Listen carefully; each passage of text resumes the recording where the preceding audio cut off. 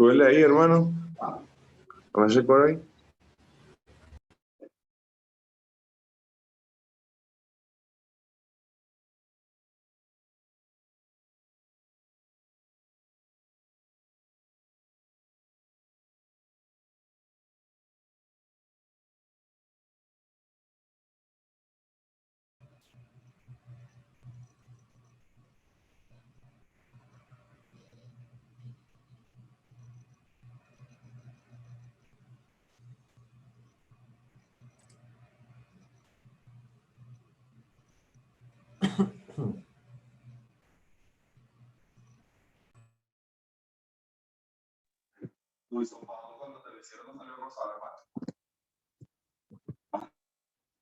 No. No, seguro.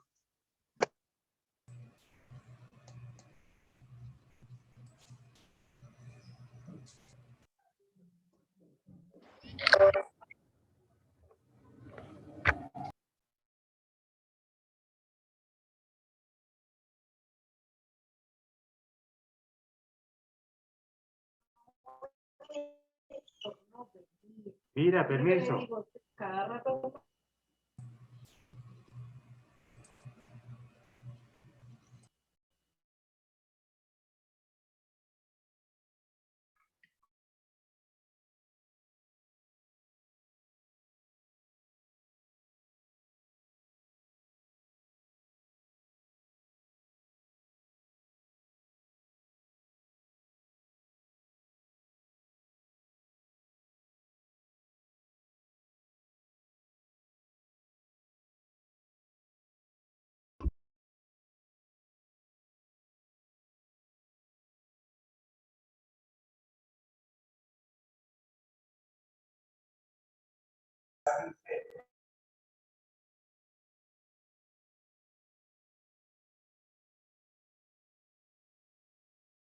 Tengo una propuesta muy buena.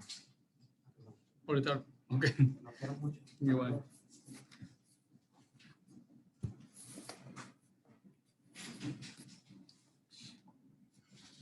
Sí, no sé por qué se me...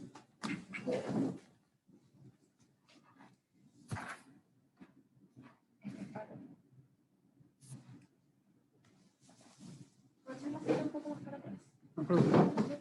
Okay. Listo. Ya, así. Hola, buenas tardes, ¿cómo están? Bueno, ya estamos un buen número conectados, 22 participantes. Igual les agradezco a todos los que vayan ingresando que por favor se mantengan en silencio, mantengan sus micrófonos en silencio.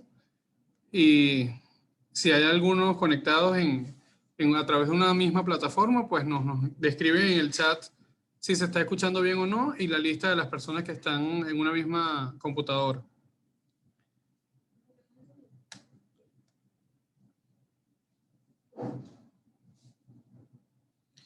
Ajá, aquí hay dos que dicen que no escuchan. No sé si ya por aquí dice Scarlett que se escucha bien. Manuel Barrera dice que, ok. Los demás, por favor, verifiquen si el doctor Foldar también dice que no se escucha.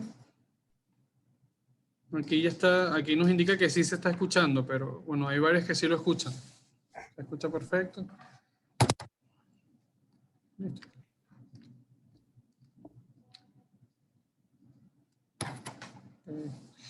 Listo. Chévere, entonces vamos empezando. Si los que no escuchaban nos pueden aclarar si ya escuchan mejor, se lo agradeceríamos para comenzar entonces.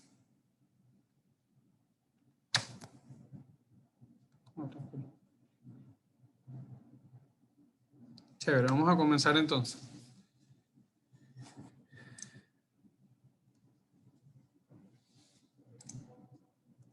Chévere. Bueno, ya estamos casi que en la mitad del primer módulo de investigación, que vendría siendo los aspectos prácticos para el investigador. En esta oportunidad ya vamos a empezar a ir aclarando las dudas en función a cada uno de los apartados de cualquier diseño metodológico para luego en el módulo 2 poder ir aclarando en función a cada diseño particular. Ok, bueno, igual bienvenido a todos los de radiodiagnóstico que están conectados allí. Y ya nos indica que se escucha bien, perfecto. sea, bueno, para hablar, quizás vamos a hablar del aspecto que en mi opinión es el más importante a la hora de empezar un proyecto de investigación, que es aclarar la pregunta de investigación, cómo construirla de manera adecuada y en función al diseño metodológico que se pretende lograr.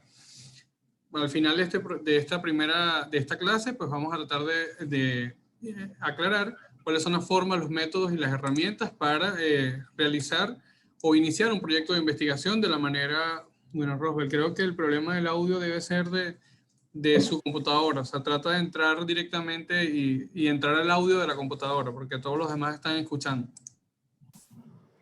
Perfecto. Chévere. Entonces, para continuar, vamos a tratar de ir respondiendo preguntas, porque es realmente lo que nos va a tratar de explicar este seminario de cómo responder y cómo formular las preguntas de investigación. Y al final, pues, tratar de responder por qué debemos investigar, o sea, por qué insistimos como institución en la investigación como un pilar fundamental para el desarrollo educativo que necesita esta institución para poder convertirse en lo que aspiramos a ser.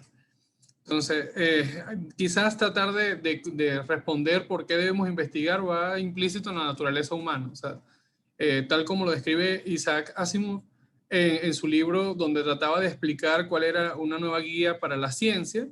Él explicaba que realmente la razón de por qué decidimos investigar es porque al principio de todo, cuando éramos quizás organismos vivos de una capacidad intelectual menor, lo que fue desarrollando la capacidad intelectual en el individuo fue la curiosidad. Y la curiosidad es el principio del investigador. O sea, un investigador que no pretenda desarrollar la curiosidad, la necesidad de aprender, probablemente no consiga las respuestas adecuadas para su investigación porque no está resolviendo una duda propia, una duda que busca aumentar su nivel de conocimiento en un área en específico. Ok, perfecto. Chévere. Entonces ya sabiendo eso y sabemos que la investigación pues busca o debe ser un sitio importantísimo en el desarrollo profesional de cualquier médico, saber qué es la investigación es básicamente muy sencillo y ya en la primera clase tratamos de escribir a través de definiciones un poco más complejas que es la investigación, pero en líneas generales, investigar es hacerse preguntas y tratar de responderlas. Y debe cumplir estas dos características, o sea, de primero responder una pregunta y debe construirse a través de una pregunta y debe responder finalmente la pregunta de investigación que se hizo al principio. Pero en mi opinión, siendo quizás un poco más objetivo con el desarrollo de la investigación clínica, más allá de hacer preguntas y responderlas, es hacer buenas preguntas y responderlas. Porque esa es la diferencia entre una investigación de calidad y una investigación que solamente pretende cumplir un requisito. Responder buenas preguntas. Okay. Si ya sabemos eso, entonces tratar de responder o tratar de entender por qué debemos construir la investigación a partir de una pregunta es porque básicamente esta pregunta a investigar nos va a aclarar el panorama, el diseño, la construcción del proyecto final de investigación. Los objetivos no van a ser otra cosa que cómo vamos a contestar esa pregunta de investigación o problema de investigación que nos planteamos. Posteriormente vamos a construir una hipótesis, que es la posible respuesta que vamos a tener ante esa pregunta inicial, y de allí respondemos la pregunta del título de esta clase, pregunta o hipótesis, y es tal cual. Porque quizás en la investigación clínica, la investigación puede nacer tanto de una posible solución, una idea que puede tener un médico clínico en particular, como una pregunta formal. O sea, capaz ustedes en su práctica clínica habitual pueden percibir y decir, oye, a mí me parece que los esteroides en pacientes con tales características de coronavirus no deberían o son los que más fallecen. Entonces ya ahí tienen una hipótesis planteada y de allí van a formular una pregunta. O sea, tanto la pregunta como la hipótesis pueden ser viables para responder o para generar un proyecto de investigación. Pero la diferencia entre la pregunta y la hipótesis es que una puede ser excluida y la otra no. O sea, la pregunta debe estar presente en todos los proyectos de investigación, porque sin pregunta no hay respuesta y sin respuesta no hay investigación, mientras que la hipótesis puede quizás no ser necesaria para responder todas las preguntas. O sea, capaz no, con que yo tenga la duda, que es la pregunta, sin tener quizás una probable respuesta, puedo llegar a tener un diseño metodológico adecuado y un resultado final que cumple los criterios de calidad. Finalmente, la metodología no es más que aquel diseño que nos va a permitir contestarlo en función a los parámetros establecidos para hacer investigación de calidad. Y los resultados son finalmente la respuesta a esa pregunta inicial de investigación.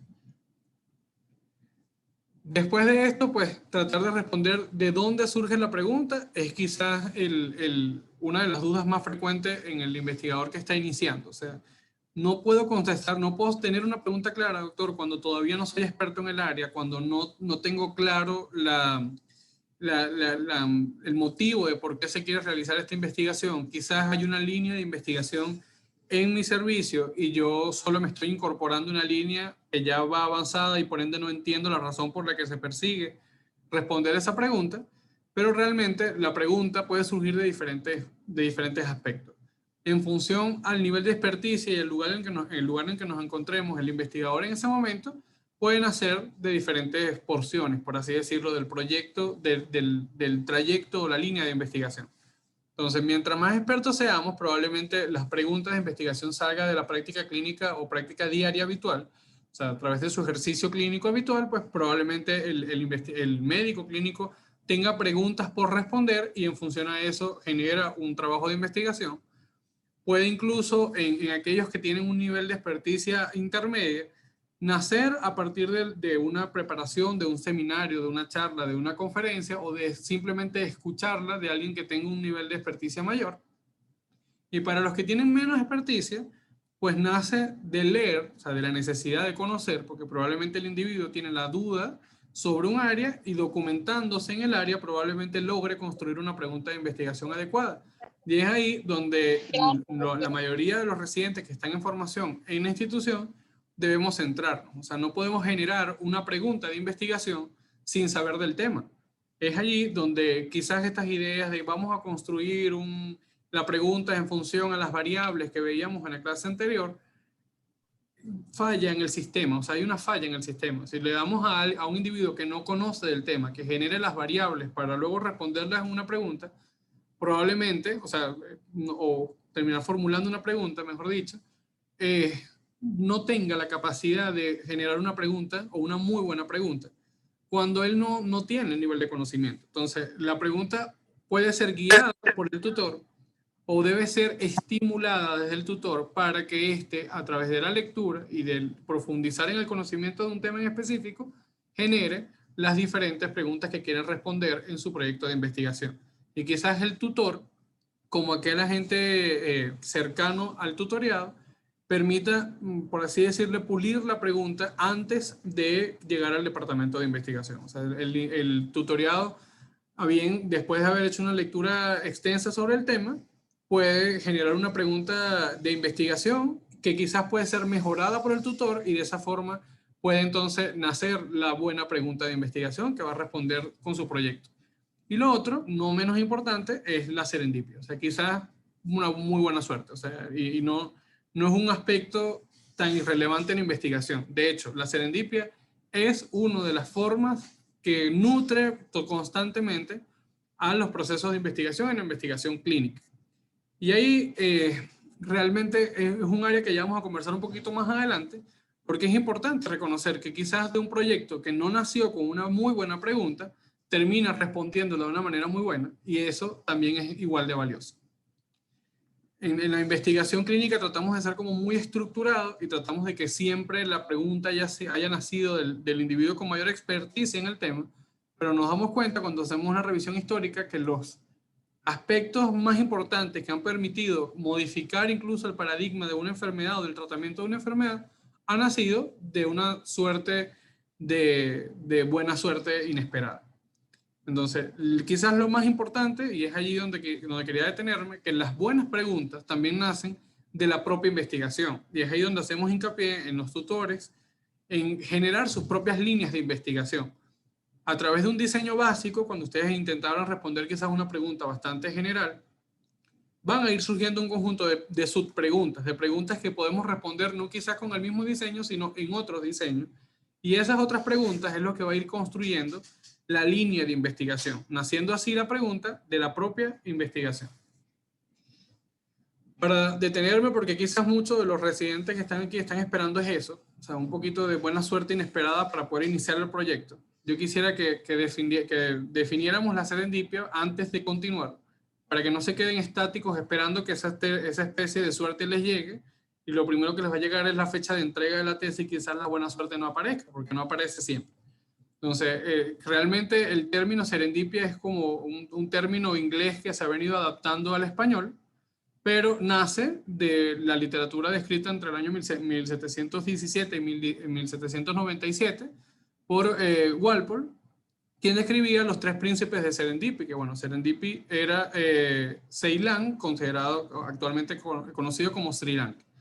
Y bueno, él hacía referencia en esa literatura, que es algo quizás tal cual una novela romántica. Esos tres príncipes de Sri Lanka iban descubriendo cosas en el mundo, o maravillas de esa isla, de forma inesperada, pero a través de la búsqueda. Y entonces allí lo importante de que los residentes empiecen a entender que esa buena suerte aparece en la medida en la que la vamos buscando. Porque realmente la serendipia es en buena parte un accidente, pero en la mayor parte es trabajo, sagacidad y esfuerzo para poder observar lo que hay delante sin dejar pasar las oportunidades. Entonces eso, o sea, en nuestra práctica clínica diaria debemos ir buscando activamente esa buena suerte que nos va a guiar a generar el proyecto de investigación y no esperar que el proyecto de investigación nos llegue. Si ya sabemos eso, entonces cómo vamos a generar la pregunta es realmente más sencillo de lo que esperamos si revisamos la literatura disponible. Entonces, generar una buena pregunta siempre debe cumplir el máximo principio y es que esa pregunta sea contestable. O sea, tratar de responder una pregunta cuya respuesta no pueda ser factible es realmente un riesgo que no deberían correr los residentes de los diferentes programas académicos de la institución. Entonces hay un acrónimo bastante claro que es FINER, que busca determinar que la pregunta sea más que buena. O sea, una pregunta buena debe ser factible, debe ser interesante, debe ser novedosa, ética y relevante. Entonces, si ya sabemos quizás de estos aspectos de cómo se debe generar la pregunta novedosa no siempre va a cumplir ese criterio. O sea, realmente no tiene por qué ser, no estén buscando un aspecto nuevo por descubrir en la medicina, cuando realmente quizás en nuestro medio podemos, cómo no, descubrir algunas cosas nuevas, pero podemos adaptar mucha de la literatura disponible para ser reconocida a través de nuestra propia población. Y la novedad es que esta pregunta va a ser estudiada en una población distinta. Para que no se centren solo en buscar algo que quizás nadie haya descubierto, sino la forma en la que se va a descubrir las cosas son distintas porque nuestra población es distinta. La relevancia de la pregunta sí debe estar presente en todas las que los que pretendan desarrollar un proyecto de investigación, porque realmente tratar de descubrir cuál es el mecanismo de acción de los IECAS es poco relevante cuando ya conocemos a claridad el mecanismo de acción de estos fármacos. Entonces sí debemos tratar de responder preguntas que sean útiles para el paciente, para la institución o para el equipo de investigación. Si ya sabremos eso, entonces todo proyecto de investigación va a nacer de una pregunta general que va a componerse de 2 a 4 preguntas específicas. Y esto es importante porque de aquí empezamos a construir el diseño metodológico. O sea, tratar de tener más de 4 objetivos específicos. En pocos proyectos de investigación realmente son necesarios más de 4 objetivos específicos. Ya eso lo vamos a ir conociendo en la clase siguiente, cómo construir cada objetivo a perseguir en la investigación, pero es un principio que ya debemos ir recordando. O sea, tratar de incluir más objetivos específicos no hace que tu investigación sea mejor. Hay que incluir los objetivos necesarios. Ahora, la pregunta de investigación debe tratar de ser expresable en no más de 1 a 3 líneas. Si no tienes la capacidad de redactar una buena pregunta en ese espacio, probablemente tu pregunta es muy general, es muy extensa y no permite ser respondida o contestable a través de una palabra o una cifra. O sea, que es realmente lo que buscamos. ¿Qué medicamento es mejor o es peor? ¿O es no inferior? ¿O cuál es la prevalencia de una enfermedad? ¿O cuál es el riesgo de padecer una enfermedad ante tal exposición? O sea, realmente tiene que ser respondida en una frase muy corta. Si tratamos de que esa pregunta no cumple estos 2 criterios, o sea, que sea expresable en más de 1 a 3 líneas o contestable en una palabra, en una cifra, probablemente hayan errores en la construcción de la pregunta.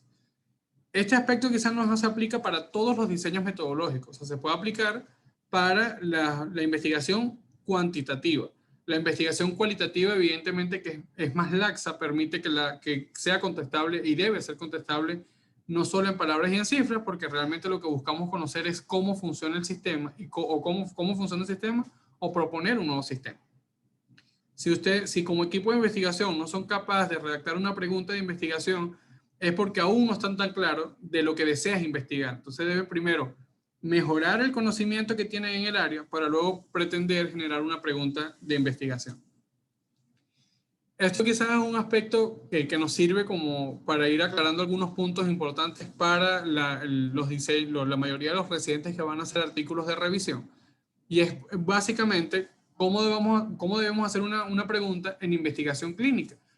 El acrónimo PICO, quizás debemos irnos familiarizando cada día más con este tipo de ejecución de preguntas, porque realmente es el fundamento teórico que permite a la investigación clínica generar las preguntas de mejor nivel.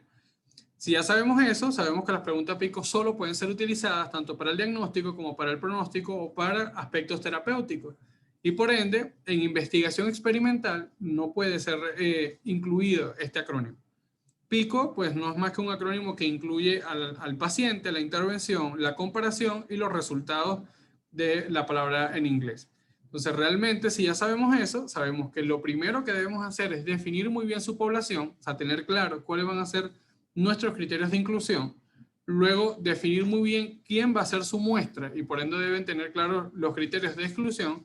Y finalmente, definir muy bien qué desea evaluar, que es nuestra intervención.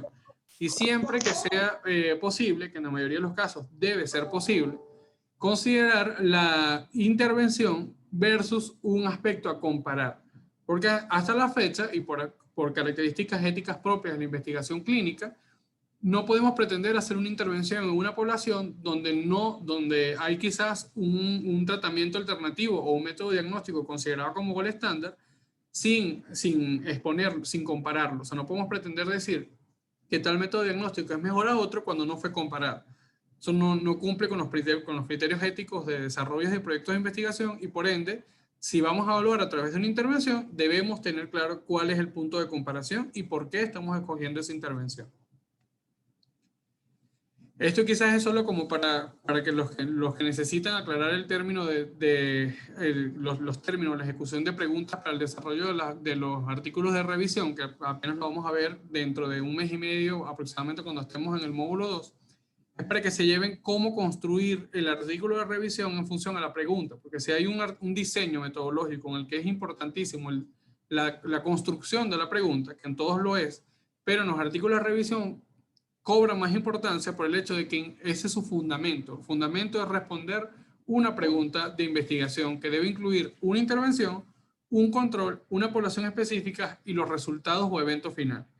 Entonces, si pretendemos comparar una intervención contra otras, como la que ven en el ejemplo, por ejemplo, el uso de monitoreo continuo de glucosa, si es más eficaz que el monitoreo intermitente de glucosa en pacientes con diabetes mellitus tipo 1, en niños entre los 4 y los 10 años de edad, para lograr un mejor control metabólico. O sea, el resultado es el control metabólico.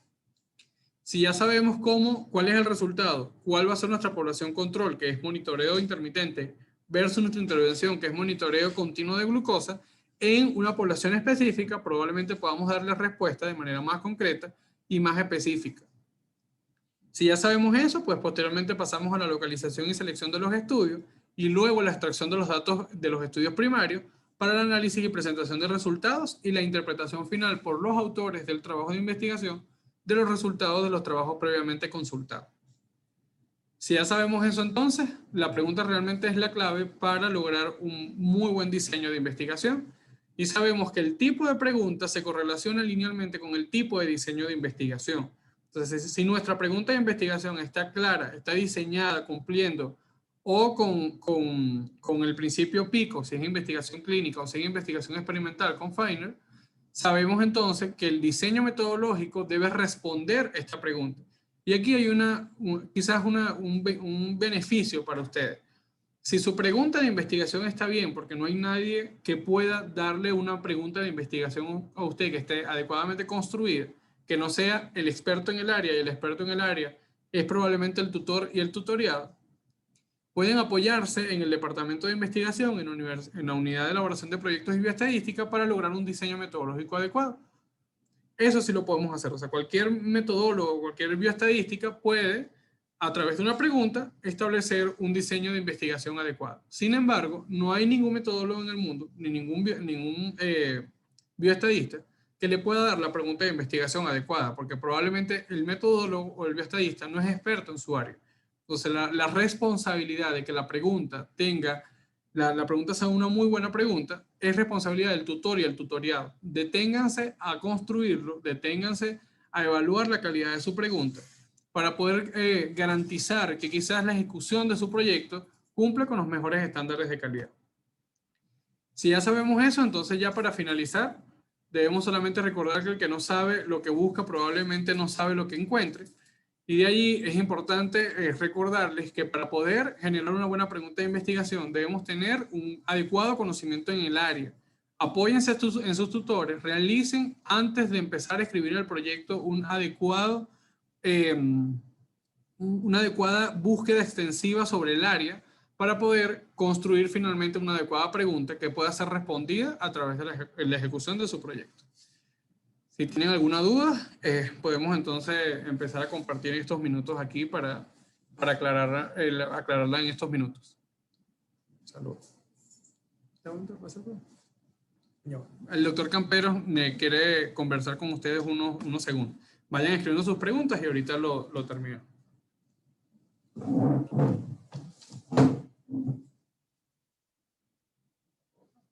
Hola, feliz tarde a todos. Lo que quería era recordarles que debido a la situación actual decidimos darles una extensión para entregar los anteproyectos. Pero aquellos de ustedes que ya tengan el anteproyecto listo, es bueno que lo vayan entregando mientras los demás pueden ir haciendo sus preguntas escrito ahí en el chat.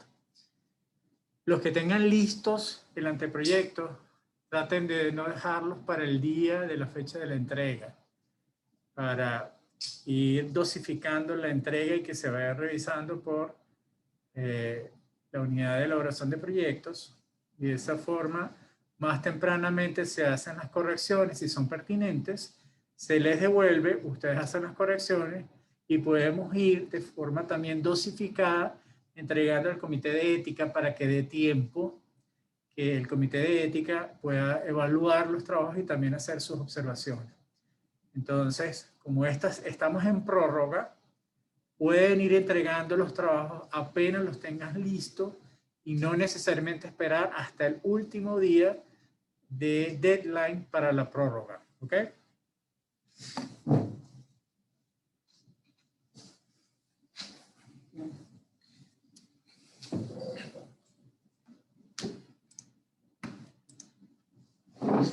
No, bueno, esa información que acaba de dar el doctor es bastante importante porque lo que no queremos es que se acumulen el número de proyectos allí y no logren su final término. Ya otorgamos esta prórroga, pero realmente después de allí es prácticamente imposible seguir prorrogando, así que agradecemos que por favor en este mes puedan entregar todos sus proyectos. Manuel tiene por acá unas preguntas sobre pregunta pico. En el caso de mi proyecto es sobre el uso de inteligencia artificial en detección de microcalcificaciones en mamas en la revisión sistemática. Como es revisión de artículos, no tendría pacientes. No sé si hay algo más que quieras terminar ahí en la pregunta, pero realmente no es que no tienes un paciente específicamente y por ende no vas a tener una población descrita. O sea, ¿no? ¿Ok? Ok, ya terminamos ahí. Entonces, si no tienes una población a tratar, por así decirlo, o sea, tú no vas a escribir, voy a evaluar tantos pacientes y mi muestra quedó constituida por un total de tantos pacientes, pero la población en la que va a ser respondida esa pregunta debe estar clara. O sea, tú tienes que decir, uso de inteligencia artificial en detección de microcalcificaciones en mama en mujeres entre los 30 y los 45 años, ¿me entiendes? Entonces vas a incluir los artículos de revisión, los artículos que tengan estos criterios de inclusión, o sea, que incluyan mujeres entre este grupo etario, o si vas a incluir todos los grupos etarios, pues entonces tu población es amplia, es muy extensa, eso también puede ocurrir, pero siempre traten de tener una población específica, o sea, mujeres entre tanto y tantos años, porque La glándula mamaria cambia sus características. Hay calcificaciones que pueden ser quizás consideradas normales o un porcentaje de calcificación normal en mujeres posmenopáusicas. Entonces, quizás lo que va a tener un valor predictivo para cáncer de mama y todo esto puede ser en mujeres más jóvenes. No sé, te estoy dando una idea para que tú puedas desarrollar tu proyecto. Entonces eso, la población siempre tiene que estar incluida. O sea, siempre debe estar en tu pregunta cuál es la población específica a la que pretendes responder a través del análisis de los estudios. O sea, la diferencia entre el artículo de revisión y un estudio observacional o experimental es que uno utiliza una población que es manipulada por la investigación o no, y otro utiliza la población de los estudios, ¿sí? Los artículos de revisión tiene que estar clara allí la población en la que va a ser estudiada, porque incluso justo con tu idea de glándula mamaria, tiene, pues, ya tienes que ser muy claro, porque la glándula mamaria tiene una evolución normal durante la vida de la mujer. Ok, Manuel, espero que eso te haya ayudado. Carlas nos pregunta Carlas Palacio de radioterapia. ¿Será posible crear un formato de anteproyecto aparte para el artículo de revisión? Es decir, aparte del formato general o aclarar cuáles son los ítems que sí van o no. Sí, estoy de acuerdo, Carlos. O sea, creo que debemos aclarar eso para ustedes. Vamos a tratar de preparárselo esta semana y se lo enviamos. Solamente aclararle cuáles son los ítems que no van a ir incluidos en el artículo de revisión y que sí va en el anteproyecto de los demás diseños. Gracias por eso, Carlos. No sé si tengan otras preguntas.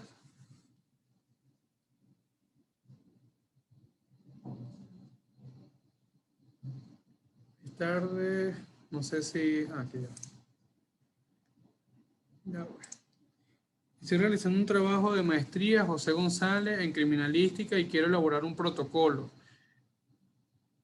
de recolección de evidencia. Vamos a esperar que José termine de escribir su pregunta y ya lo leemos. Si hay alguien más que tenga dudas, por favor vaya escribiéndolo allí en el chat para tenerlos allí y no retrasar.